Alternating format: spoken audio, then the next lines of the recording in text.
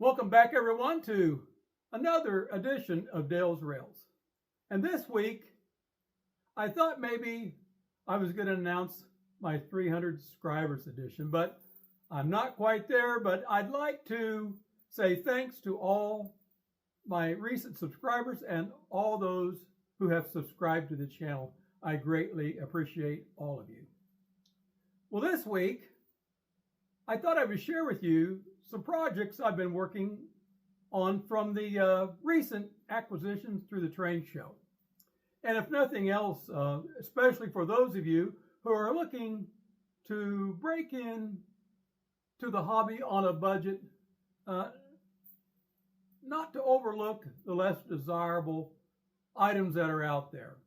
And if you're willing to put in a little bit of work, you can make them look presentable. So grab a seat, join me if you will, for this edition of What's Dale Been Up to? Try this out so you guys can kind of see firsthand. And this rag, I'm not putting any additional product on. I'm just going to go over it first here real quick with just a rag with just the residual that's in there. Let me get this unhooked. And you can see quickly how, just with the residual amount, how quick that transforms that and restores all that. You know, I do have some pretty bad rub marks here. I don't know that that's ever going to come out. I don't think that's something on the surface. I think that's something that's,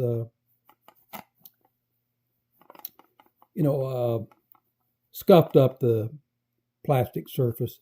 But you can see how quickly you can bring these back around with just this restore. Now this is not the same as Armor All. I don't know, maybe it's the same product. I don't think so. This is the Turtle Wax Trim Restore. And I'll go ahead and put some on a rag here so you guys can see. It's a little thicker. It's quite a bit thicker than Armor All. Armor All is really kind of watery. You can see here, I'm going to put it on this rag. You can see that almost comes out. It's not quite like honey, but you can tell it's definitely thicker.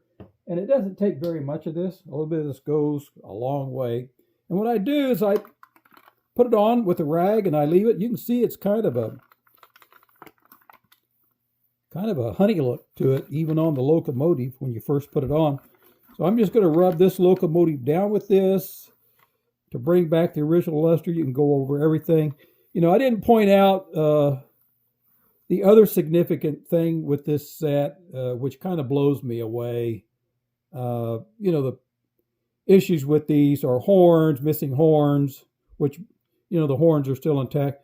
But the big deal is both the power unit and the dummy unit has all the original little plastic ladders intact. And that's very unusual to find a power and dummy unit that doesn't have a broken off step somewhere. So that was the other thing about this set that just kind of really surprised me. I'm going to go ahead and get this applied really good. And this is something you can leave it on for a little bit if you want. And then I come back and wipe the residual off if there's any, especially if you're applying some to the rag for the first time, because you're going to get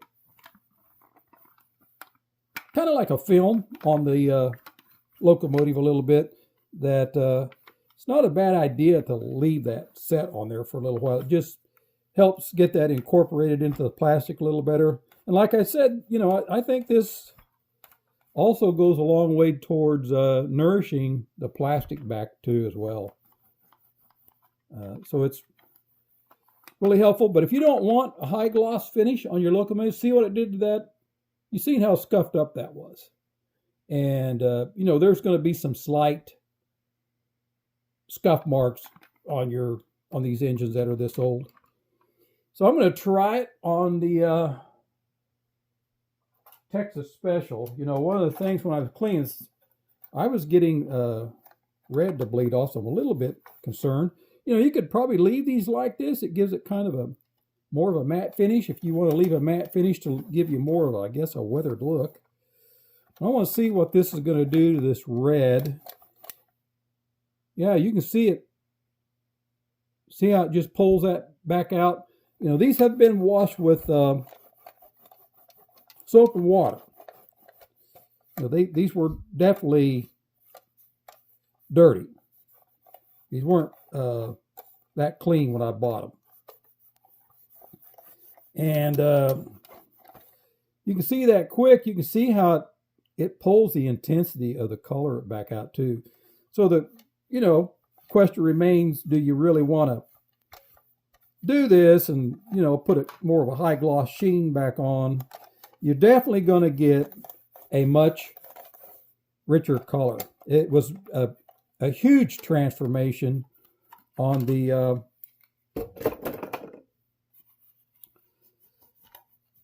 Missouri Pacific that I had, because that was dramatic change. I wish I could have let you guys seen that change. It just ended up being two different colors. You know, the dry version after I painted, because it was, you know, that locomotive was after I washed it, it turned real chalky looking. So you can see it really made that color pop a little more. You know, the red's not too bad. It's really, you know, the marks here, it's not painted.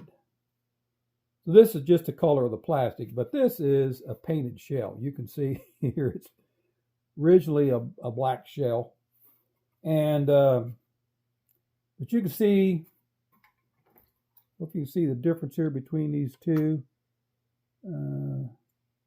See how it enriches the color and makes that color more intense. So that's really the advantage to it. It really brightens up. These look like, I mean, these match really well originally. And now they look like completely two different colors of red. So just wanted you guys to kind of see the difference it makes using this trim restore. And especially if you want to, you know, remove the scuff marks, rub marks, and abrasions that you see on these locomotives. You know, this Jersey Central is paint on it's in really good condition, so I don't know that there's going to be anything noticeable. I was just crazy how good a condition this was in paint-wise. I'm going to go ahead and do it too. Yeah, you can see it's kind of pulling the, yeah, it's changing the blue. It's really intensified it. Not quite so noticeable on the orange. A little bit noticeable, but not like it was on the blue. You can see a lot of difference in the change of the blue there. Here's the roof. Hopefully that'll do that half of it. See if you can tell the difference. Doesn't really show that much up on camera, but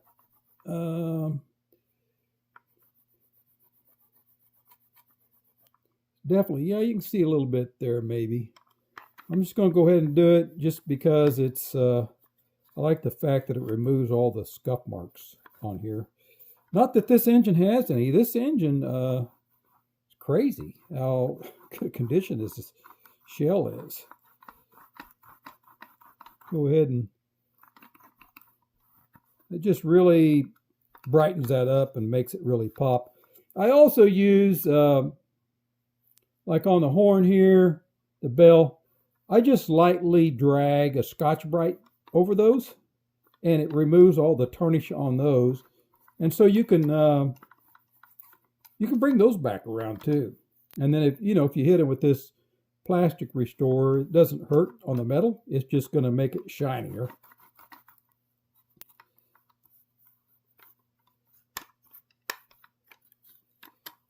So there's the Jersey Central. Well, as you can see, I had to do something about these roofs on these Alcos here. My OCD just couldn't take that. It was really bugging me with these running around. So I just real quickly went in here and took some sandpaper and sanded these areas down. The damage was kind of in line here as these locos run. I don't believe anything skipped across the roof of this because it didn't damage any of these other items that are protruding higher than this surface of the roof. So I'm almost thinking that somebody glued something to the roof of these. The random pattern of that and the shape they were almost looked like bases, like on figurines or something. So I don't know if they'd glued some figurines on top of these, but I sanded this all down, and then I took my Deco Arts, these metallics. This is a shimmering silver. It did a really good job of matching. It's not easy to match silver, so I was not sure how this was going to come out, and I'm not saying I'm going to leave it this way necessarily, but for now, it's a far cry better than it was. At least running around now, you don't notice it messed up anymore. So I'm going to leave this like that for now, and eventually, at some point in time, I may remove that. These acrylics, what's nice about them, I haven't tried it with these metallics, but most of them, these you can just remove real easy with isopropyl alcohol later on. And then I can shoot this down with the spray paint. Well, as you can see, I got the paint stripped off successfully, or most of it. About as good as it's going to get. And get these ready for paint. It was pretty easy to do, actually, with just some alcohol, isopropyl alcohol. It came off fairly easy once the alcohol had a little time to set. It went pretty quick, so I was real surprised about that. And I exposed these white stripes. So originally these had white stripes along the roof like that. So I didn't know that. I'll probably put that back to match the original. And I've got a little bit of repair work to do here. I got to rebuild the front apron. This had a broken front apron on it. So I'll be replacing that with some styrene. I have to get that done before I can paint it. And you can see the, all the heat stamping, I believe is what this is. It stayed, kind of took a chance here. Because I rubbed everything down pretty aggressively with alcohol. So didn't touch that, but, it took this front off that has, it's embossed in there, I guess you might say. So I'm going to have to try to replace that somehow. It was pretty well messed up anyway with the paint that they kind of globbed on here. So I'll keep you abreast of the progress on this. So, the weather turned off cold, so now it's not a good time to paint. So I'm not sure when I'll get around to getting these restored, but they're definitely on the list. Well, real quick, before I get too far along with this, I thought I'd share with you guys how I'm repairing this apron. Some of you might find this of interest, but this really isn't hard to do. And I'm doing all the repairs with just scrap pieces of styrene I've had left over. That's why it's good to always save your scrap styrene. And, this part of the locomotive was broken off. This part of the apron was too short, so I was going to have to extend it. It also had a rather large, deep, and wide gouge here in that part of the apron that was still remaining. And I don't really like using fillers. If I'm going to fill something, I'm going to use the plastic dust from sanding and use that, and styrene glue. It'll actually, because the styrene is so fine, it'll actually turn it to like a liquid. So you're actually making a permanent bond if you want to build up a filler like this line right here. It's good for filling lines like that. And then you're going to want to sand it in there. take the time to sand. I know sanding is not a glorious job, but it goes a long way to having more professional results in the end. So you want to take the time to sand. And then, this piece here, instead of having a little piece in, I was going to have to fill it in anyway. To me, it's just easier to use a wider piece than a little tiny narrow piece to deal with anyway. And so I just made the decision, just to remove all that all the way out of there and eliminate it entirely while I was doing this. And then rather than having just a little edge here to glue to the new piece, I put a backer in here. So yeah, this isn't in here normally, but it's not going to be a big deal. I did miter sand these edges, so it reduces that profile so you're not seeing that blunt edge. It's not like you're going to see this anyway, because this is all going to get painted black, and it's just really hard to see stuff like that when it's black anyway. So it's going to give this a much stronger support. You can already see that's just probably stronger. Yeah, I can feel some flexing in that, and this is solid. So it's going to make this very strong. Once you put that plastic weld in there and then glue this styrene to it, it just really strengthens it. The styrene is soft. You can see it's easy. What I like about it, you can just take that easy and bend it. It's not going to break. As long as you don't put a score line on there, it's not going to break. Once you put a score line on there, you're not going to be able to do this. But if you don't have a score line, this stuff is, I can bend that at 90 degrees without it breaking. I don't know if I go farther than that, it might. But that's a nice thing about it. You can also take and slowly, gradually work some shape in there. And you can see I got kind of a curvature like the original. And it's going to make it easy. This piece is going to glue back in much quicker. And it was pretty simple to replicate this pilot. I used the Texas Special here. And it's a good idea to have your cutting mat like this, because then I can line this piece was made out of this scrap piece here, but then you can line your new piece here with your edge, and then when I put the locomotive on here, I can put it on and line the other side of the cab of the locomotive with the other reference line to get it nice and square. And this styrene is very soft, so it takes, you see here, it takes lead just like a piece of paper. So that's another nice thing about it. It's easy to, draw your lines on here for reference lines for when you cut. So I got done with that. It was really easy just to cut this out with just a pair of scissors. This curvature here is not as easy.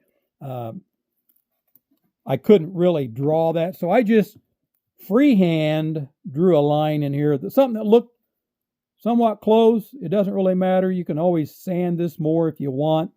And same thing on this.